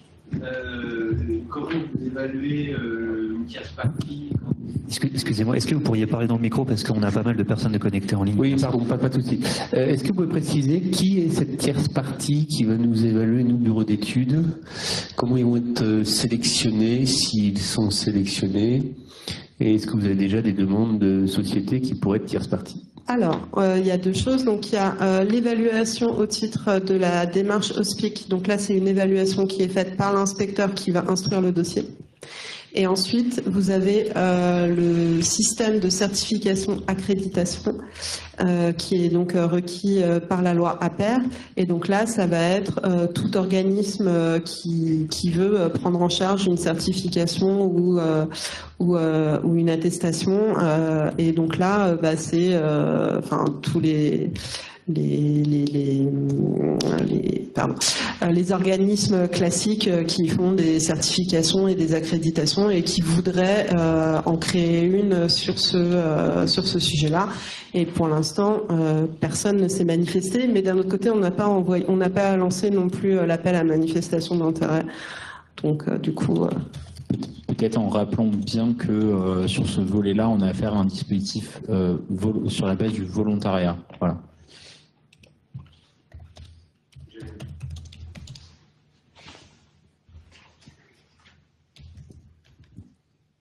Le micro arrive. Bonjour, merci pour les explications. Moi, Patrick Rohan, là pour l'ANIA. Juste pour effectivement la certification, sur quel référentiel ils vont être certifiés, parce que il faut tout monter, j'ai l'impression. Oui, c'est ça. Il faut qu'ils montent tout. En fait, nous, ce qu'on leur impose, c'est que les 10 exigences qu'on a mis dans l'arrêté ministériel soient reprises par l'organisme certificateur, mais après c'est à l'organisme certificateur de monter l'intégralité de sa certification. Donc ça veut dire que le bureau d'études doit avoir des procédures démontrant qu'il prend ces critères-là en compte. Une fois que la certification sera montée, le bureau d'études qui voudra se faire certifier au titre de cette certification spécifique devra répondre aux critères prévus par la certification. Ok. Donc après, la certification, c'est du commercial, quoi. C'est juste une étiquette pour ça. Moi, j'ai une petite question plus technique sur le périmètre. Les méthaniseurs qui ne sont pas 2781, sont-ils concernés ou pas? Non, c'est que les méthaniseurs au titre des ICPE. Non, mais oui, après, ils sont... Que les méthaniseurs au titre 2781. 2781. Une petite question, vous avez parlé des variantes d'implantation. Pour les éoliennes, je comprends, mais ça marche aussi pour les autres dossiers? Non, là c'était vraiment la variante d'implantation éolienne. Voilà. Alors normalement, je crois que dans les dossiers études d'impact, dans l'absolu, vous pouvez aussi étudier des variantes d'implantation. Mais qu'on puisse, oui, parce que c'est déjà des fois difficile d'implanter sur un site industriel.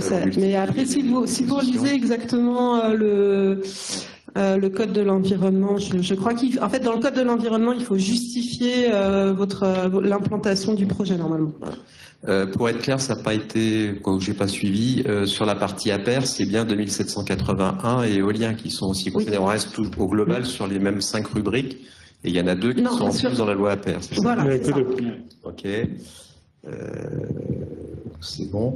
Vous avez passé très rapidement la page du guide référentiel, mais est-ce que vous pourriez le montrer, qu'on voie un petit peu à quoi il ressemble? Oui. Après, on va le guide sera mis à disposition, donc vous pourrez le voir. C'est plus tard. Si tu continues. Là, c'est là, la page d'avant. Voilà, c'est ça. Donc en fait, vous avez 3 parties. Vous avez une partie qui reprend les objectifs, le champ d'application, etc. Vous avez des fiches par critère, donc qui reprennent en fait l'objectif pour chacun des critères, la description plus précise du critère, tous les éléments que je vous ai présentés. Et alors on a essayé de commencer à mettre des référentiels, mais on les a pas tous mis. Tous les référentiels existants qui décrivent comment faire une étude d'impact, une étude de danger, etc. Mais ils n'y sont pas tous. On va essayer de compléter avant la publication du référentiel et au pire on complétera au fur et à mesure du dispositif. Okay. Est-ce que vous allez compléter la liste de tous les exemples que vous avez donnés, parce que c'est plutôt intéressant de... Alors, c'était pas prévu et on nous a pas proposé, mais effectivement, pourquoi pas, dans le cadre des GT, on pourrait retenir la proposition et peut-être faire une annexe supplémentaire. J'avoue qu'on n'y a pas pensé. Alors, sur le même sujet, en ligne, j'ai des questions sur où sera mis le référentiel, comment il sera publié. J'y réponds. Vas-y. Donc sur ce référentiel, en fait, on vous propose de faire une communication dédiée. Alors, on se disait en réflexion peut-être sur le site AIDA ou sur le site de la DGPR. Donc, on est en train de statuer. Donc, le référentiel sera communiqué à l'ensemble des parties une fois la validation finale chez nous. Voilà, on vous informera de la publication du document. Est-ce qu'il y a encore des questions? Oui, bonjour. J'ai pas tout à fait compris dans quel cadre ce dispositif de référentiel va s'inscrire sur la phase d'instruction. Est-ce que c'est en phase 0? Est-ce que c'est à quel moment en fait ce référentiel est rempli, complété, et à quel moment il est fourni, et est-ce qu'il fait partie de la demande de complément ou autre chose? Le référentiel, il est complété au fur et à mesure de l'instruction par les inspecteurs, et l'idée c'est que la note définitive est attribuée à la fin du processus d'instruction. Donc c'est au fil de l'eau en fait. Hein. On le fait au fil de l'eau et après on a une évaluation à la fin. Il y a encore une question au milieu.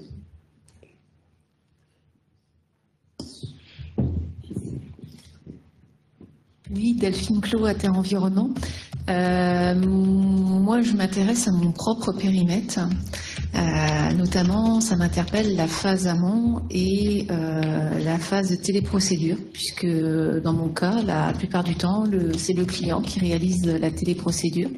Et vous, madame, vous me faites prendre conscience que parfois il se plante sur le nom des fichiers. Donc le questionnement pour moi, c'est est-ce que ça m'oblige à, étant donné que je vais être notée, à vraiment verrouiller tout le système pour être sûr que tout ce qui est déposé est conforme. Et ensuite, en phase amont, je partage, c'est pas si évident, effectivement, sur des projets éoliens, on a une ZIP.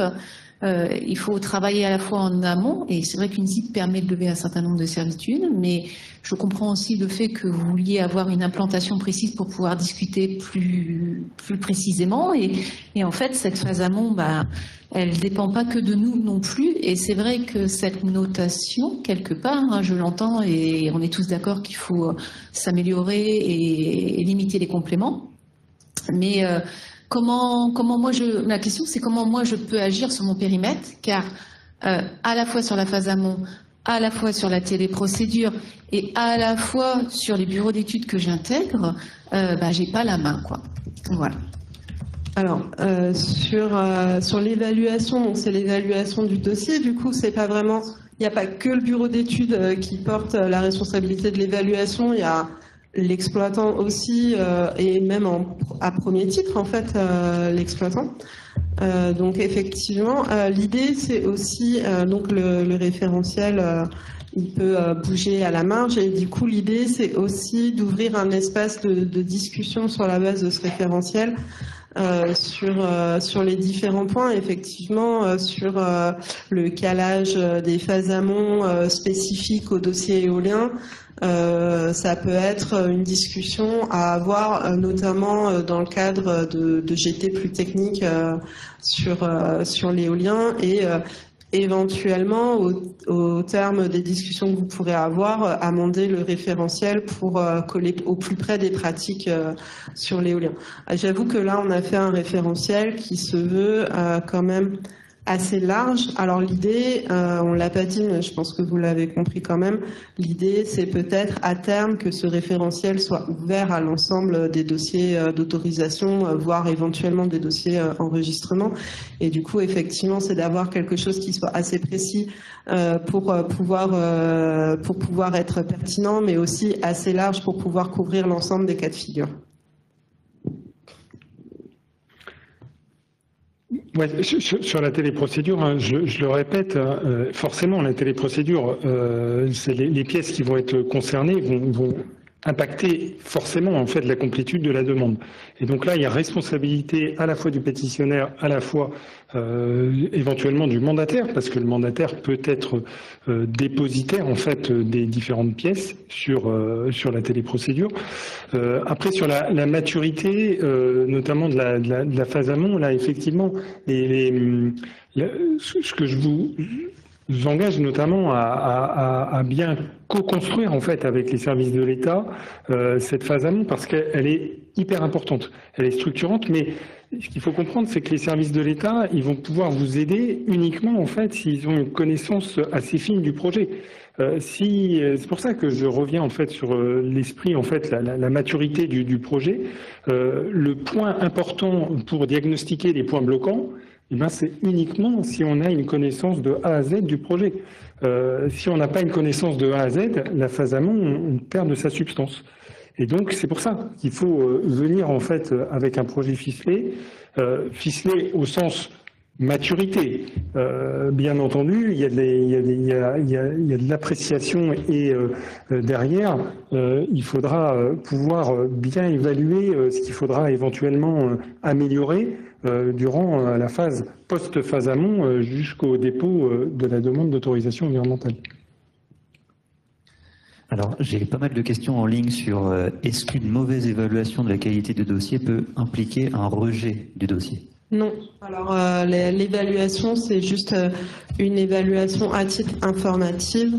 Et oui, c'est vrai qu'on ne l'a pas précisé en fait dans l'ensemble des diapositives, mais c'est l'évaluation. Donc c'est pour ça qu'on l'a fait aussi une fois que l'ensemble de la procédure est terminée. L'idée, c'est que c'est bien quelque chose à titre informatif pour vous améliorer sur les dossiers futurs. Ensuite, j'ai pas mal de questions en ligne. Comment le bureau d'études est-il informé de la notation de son dossier et des écarts par rapport au référentiel? Alors, en fait, ce qu'on se disait sur ce sujet, c'est que à la demande, dans un premier temps, hein, vous l'avez compris, on ne souhaite pas communiquer les évaluations. On le fera, on l'espère, dans un second temps quand ça sera stabilisé. Mais dans un premier temps, si vous le demandez à l'Adréal, je vois pas pourquoi il refuserait de vous envoyer l'évaluation.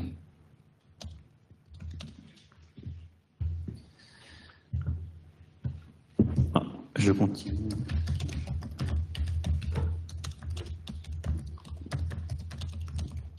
J'ai perdu ma question. Je vous laisse continuer, je vais la retrouver. Ne inquiétez pas.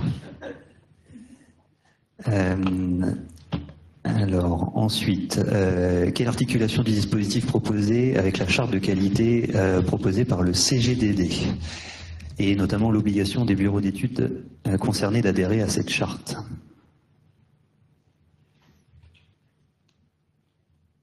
On va prendre la question et on répondra après sur le sujet. Oui, j'ai retrouvé ma question. En fait, vous dites ce qui est évalué, c'est le couple porteur de projet bureau d'études, c'est facultatif, enfin c'est sur volontariat cette évaluation. Donc il faut qu'il y ait un accord entre les deux parties, ou est-ce que le bureau d'études seul peut demander à être évalué sans l'accord du maître d'ouvrage? Alors, non, il y a deux choses. Il y a l'évaluation, on évalue par défaut l'ensemble des dossiers et tous les dossiers auront une évaluation. Voilà. Après, ce qui est sur la base du volontariat, c'est la certification ou l'attestation. Mais l'évaluation, elle va être systématique pour tous les dossiers. Enfin, pour tous les dossiers rentrant dans le champ d'application. J'ai compris, merci.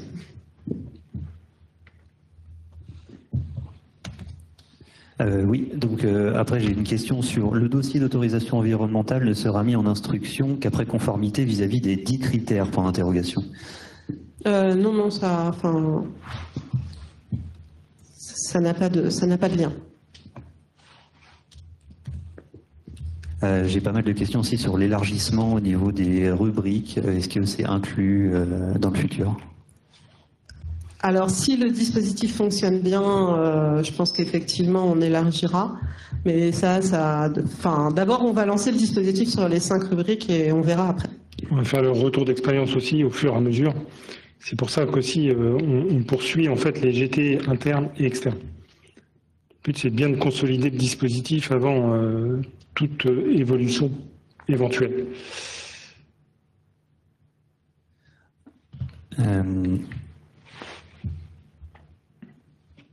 Ensuite, alors j'ai des questions sur l'intelligence artificielle. Que pensez-vous de l'intelligence artificielle sur ce sujet d'évaluation de la qualité? En gros, est-ce que l'intelligence artificielle pourrait nous aider à définir si un dossier est bon ou pas?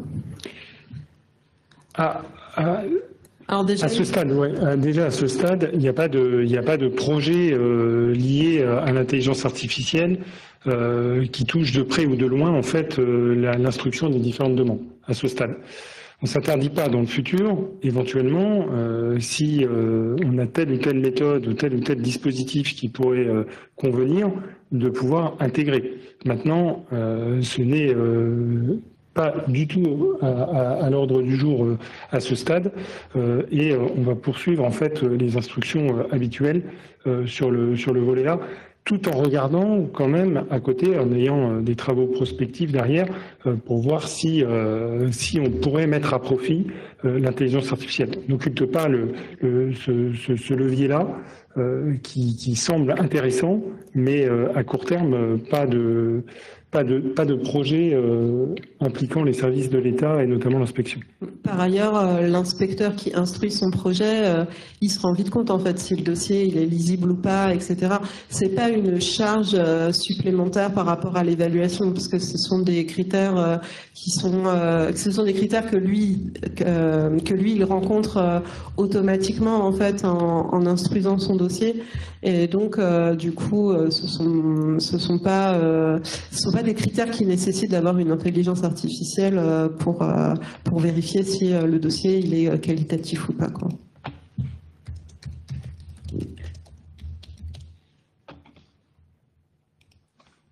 Ouais, alors j'ai encore des questions sur les critères. Est-il prévu une évaluation de la pertinence des mesures ERC?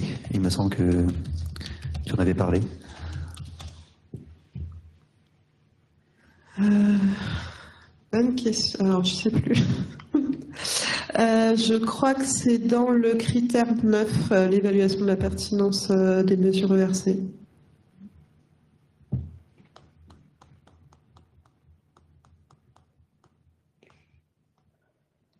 Je vais revenir, il me semble. Oui, effectivement, description adaptée des mesures de la séquence ERC. Adaptée, mais effectivement, c'est description et pertinence des mesures de la séquence ERC.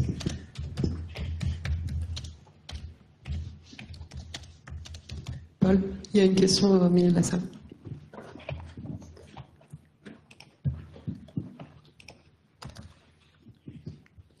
Bonjour, merci.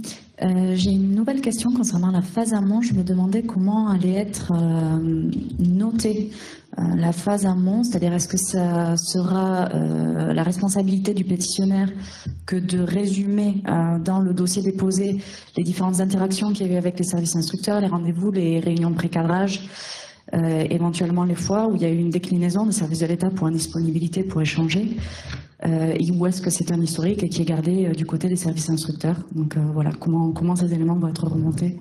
Alors, ce qu'on a mis dans le référentiel, c'est que pour qu'une phase amont soit efficace, la phase amont doit faire l'objet d'un compte-rendu qui est validé par les deux parties. Et en fait, l'idée, c'est pas nécessairement lors du dépôt du dossier de faire un papier qui dit voilà comment on a répondu aux exigences de la phase amont, mais c'est effectivement, l'idée c'est vraiment plus que vous vous mettiez d'accord sur un compte rendu à l'issue de la phase amont. Comme ça, on a les éléments des deux côtés et on peut vérifier après que le dossier déposé correspond bien aux demandes de la phase amont. Et que le dossier est bien en adéquation avec le compte-rendu de la phase amont sur les différents éventuels points de blocage ou problématiques qui sont évoqués lors de la phase amont. Alors j'ai encore deux questions sur la loi APER. La première, quel est l'intérêt actuel de la certification si elle n'implique pas de différence de traitement? Ça, c'est la première question. Et la deuxième, c'est la liste des bureaux d'études attestés et certifiés sera-t-elle accessible? Alors la première question, c'est surtout un intérêt commercial, comme on l'a dit précédemment. C'est que le bureau d'études pourra dire voilà, moi je suis attesté sur la base de cette attestation, et donc du coup mes dossiers sont de meilleure qualité. et ensuite sur la liste des BE certifiés ou attestés. Du coup, nous, au niveau ministère, on ne tiendra pas la liste et c'est à chaque BE que reviendra de mettre en avant ou pas cette attestation. Enfin, après, je suppose que si un BE paye de l'argent pour se faire accréditer ou attester, il va nécessairement mettre en avant par lui-même cette accréditation ou cette attestation. Mais côté DGPR, nous, on ne tiendra pas la liste en fait. On tiendra certainement la liste des certifications existantes par contre, mais pas des personnes certifiées au titre de ces certifications. Alors j'ai pas mal de questions qui reviennent sur le caractère subjectif de l'évaluation par un inspecteur au niveau des critères. Aurélie. Alors, donc du coup, dans la phase test, on a voulu tester donc à la fois donc comme on a présenté tout à l'heure Paul, on a demandé aux inspecteurs, donc c'était les dossiers de la phase test, c'était des dossiers qu'ils avaient déjà traités dans les années précédentes.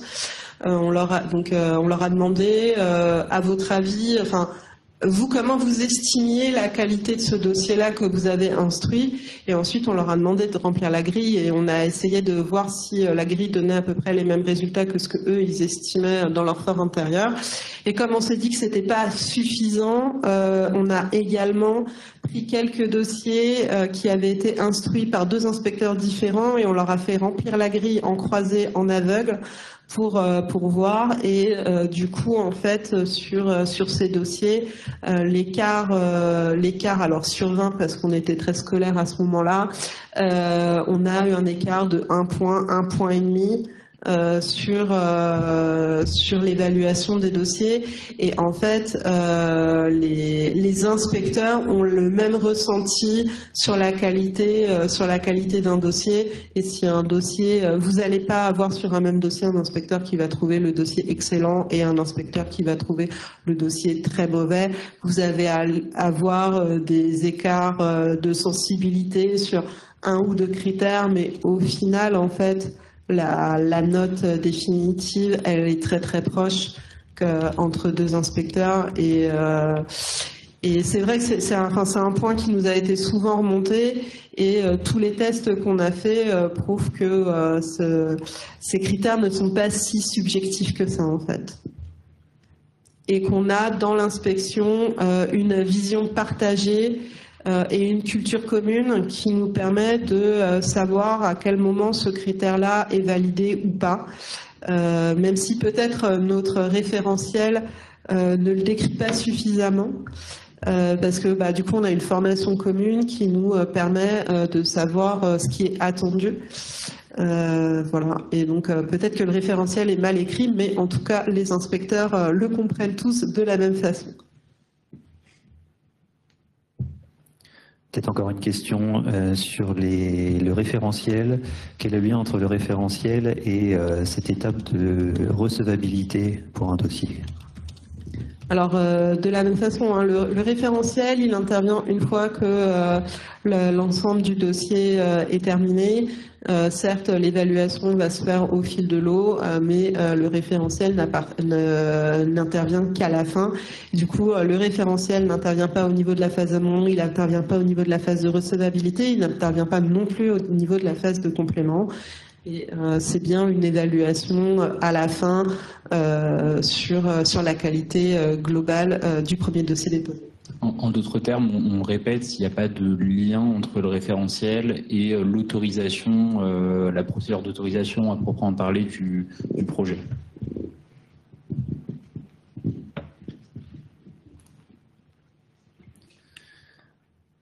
Ouais, je pense qu'on est arrivé au bout des grandes thématiques. On n'a pas pu prendre toutes les questions, mais j'essaie de les résumer. Eh bien, s'il n'y a pas d'autres questions, déjà on vous remercie de votre participation à l'ensemble de la séance. Merci pour votre écoute. Et puis, voilà, bonne continuation. Et puis, nous restons disponibles pour éventuellement des échanges complémentaires, notamment dans le cadre GT miroir qui va se poursuivre. Et un grand merci encore une fois, Paul l'avait déjà fait dans la présentation pour déjà, remercier les intervenants, mais aussi vous remercier pour votre participation lors des différentes séances des GT qui ont été importants, riches, et qui ont permis en fait de faire avancer notamment le dispositif et le référentiel. Merci beaucoup de votre écoute, et puis bonne continuation et bon courage. Merci.